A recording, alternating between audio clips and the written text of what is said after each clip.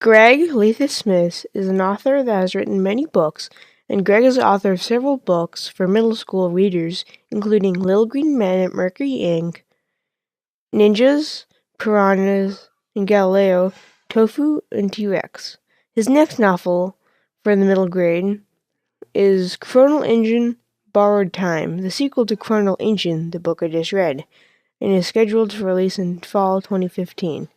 He is of German and Japanese descent and holds degrees in electrical engineering from the University of Illinois and urban campaign at the University of Texas at Austin. But that isn't what we're here to talk about, so deal with it. Both books have very similar setups. There's one person in trouble, and a group of kids has to help that one person out a lot and save them from some kind of bad thing. In Chronal Engine, however, the character in trouble isn't even there the majority of the book, and you only see her at the very end of the book and at the very beginning of the book. So, in Ninjas, Pirates, Piranhas, and Galileo, the main character is emotionally incapable as opposed to trying to be killed on a ship. The author of these two books took a general same stance, but only one main difference that I noticed, especially at the beginning in the book of Ninjas, Piranhas, and Galileo. The main character doesn't focus on their family or any of their issues as opposed to where they do in Chronal Engine. For example, in the first 4 pages of Ninjas, Piranhas, and Galileo, the word I is said 48 times as opposed to the 0 said in Chronal Engine. Some of the other evidence that points towards this is to the writing itself. And I quote, "At the time, I was sprawled across my bed, supposedly doing algebra homework. I may be only in 7th grade, but at the Pistachio School of Chicago, they believe in all math all the time. That's why I was on the phone going over the problems with my friend Soshi. This makes it feel like a self-absorbed piece of writing. I think that even though the author, Greg Lathis Smith, wrote the pieces similarly, they have completely different feels, and if you took the author's name off, you could barely tell that they're written by the same author. So bravo on writing diversity."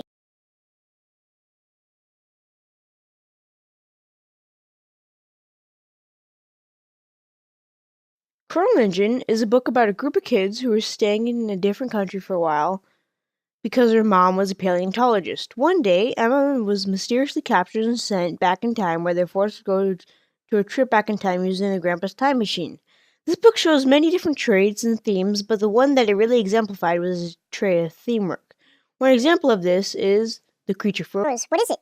Peach was instantly awake and on her feet, grabbing the bow.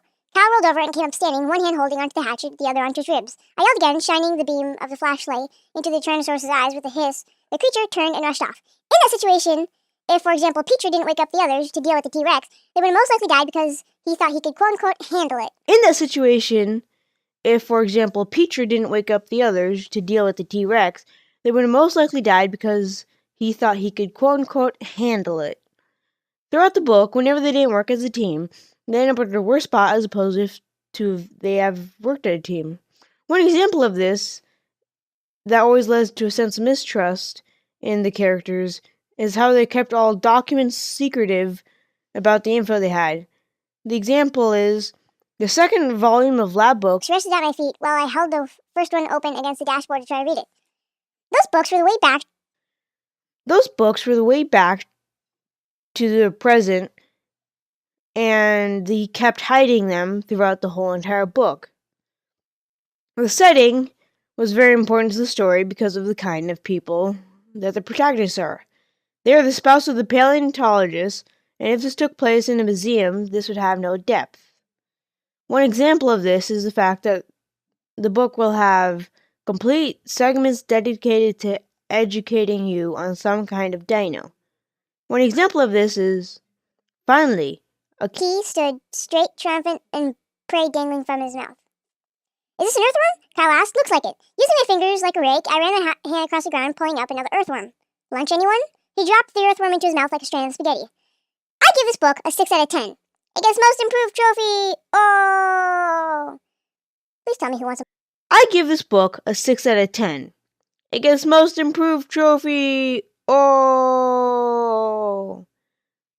Please tell me who wants the most improved trophy.